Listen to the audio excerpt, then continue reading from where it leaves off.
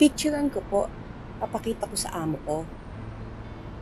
Nay, pasensya na. Gustuhin ko man po eh. Bago lang po kasi ako dito eh. Amo ko lang po makakapag-presyo niyan. Ang kilatis po ng singsing nyo, 24 carats po. Bumalik na lang po kayo maya-maya. Sige, ate. Salamat, ha? Salamat po. Hanap na lang tayo sa iba. Sige. Excuse me ho. Excuse me. Gusto niyo ba ako na lang bumili ng alahas niyo?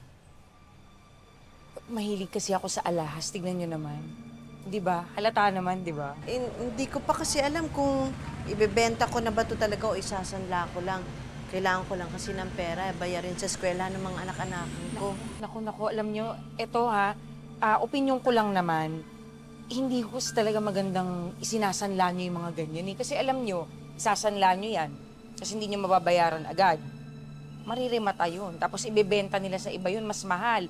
Eh, mabuti pa ako na lang ang bumili, di ba?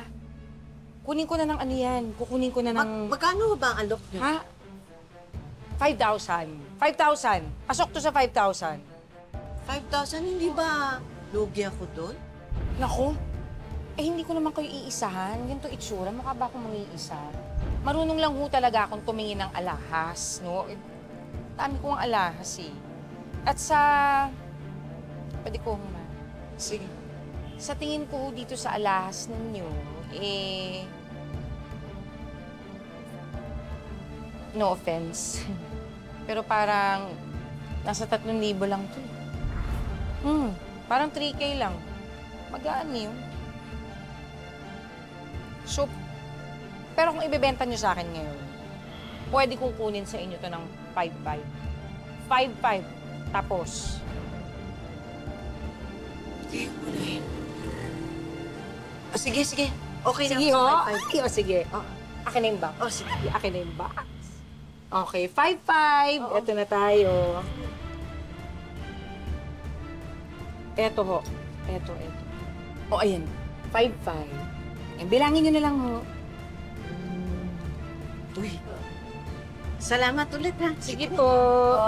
Bayad na Ingat tayo. kayo. Sige. Salamat po talaga.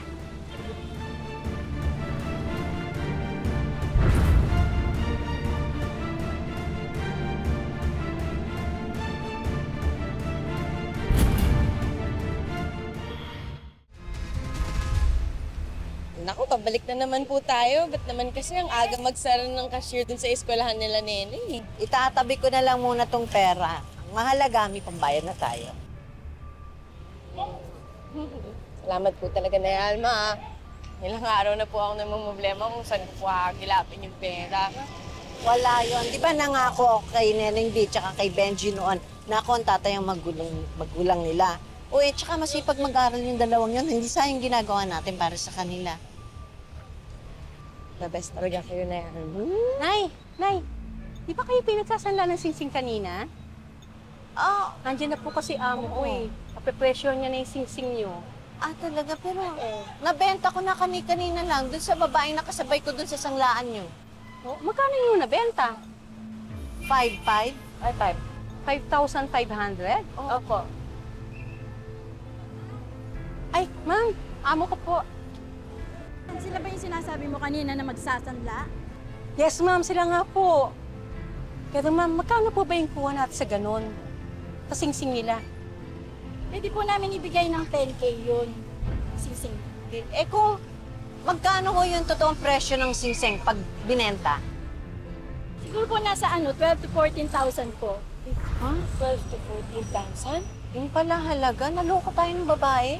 Naku, saan natin hahanapin yun? Di pa naman natin kilala. Kilala ko po yun, yung babae niya, si Madam Belen po yun. Regular po customer namin dito sa pawn shop namin yun.